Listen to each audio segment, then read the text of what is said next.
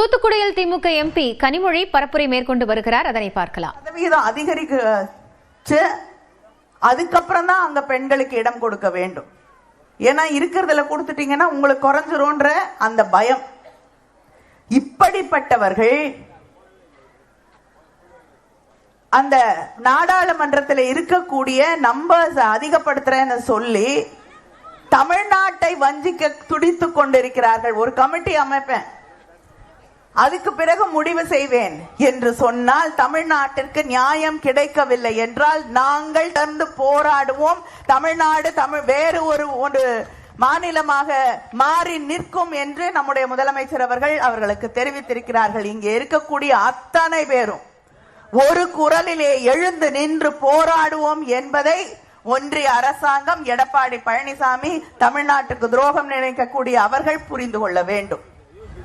எங்களுடைய எண்ணிக்கை குறைக்கப்பட்டால், மற்றவர்களுடைய எண்ணிக்கை அதிகரிக்கப்பட்டால் நிச்சயமாக தமிழ்நாடு போராடும், தமிழ்நாடு போராடும், தமிழ்நாட்டின் போராட்டம் ஓயாது. இந்திய எதிர்ப்பு போராட்டத்தை எல்லாம் தாண்டி வந்திருக்கக்கூடிய தமிழ்நாடு மறுபடியும் கொண்டு போய் அங்கே எங்களை தள்ளாதீர்கள் என்று அவர்களுக்கு தெரிவித்துக் கொள்கிறேன்.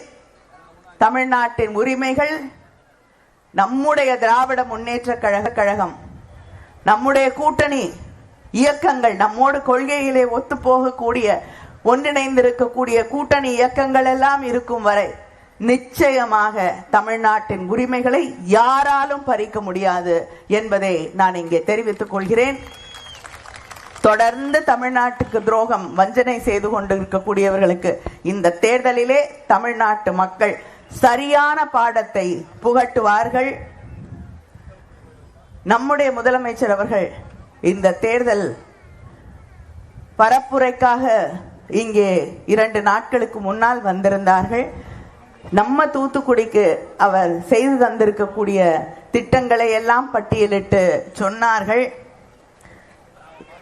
நம்முடைய முதலமைச்சர் தேர்தலுக்கு முன்னால் சகோதரிகளை சந்தித்து அவர்களுக்கு மகளிர் உரிமை தொகை தருகிறேன் என்று உறுதியளித்தார்கள். இன்னைக்கு 1,31,00,000 சகோதரிகள், தமிழ்நாடு முழுவதும் இருக்கக்கூடிய சகோதரிகள் மகளிர் உரிமை தொகையை பெற்றுக் கொண்டிருக்கிறார்கள். நம்ம மாவட்டத்தில் மட்டும் 3,24,074 பேருக்கு அந்த கொண்டிருக்கிறது. ஒரு சில பேர் விடுபட்டிருக்கலாம்.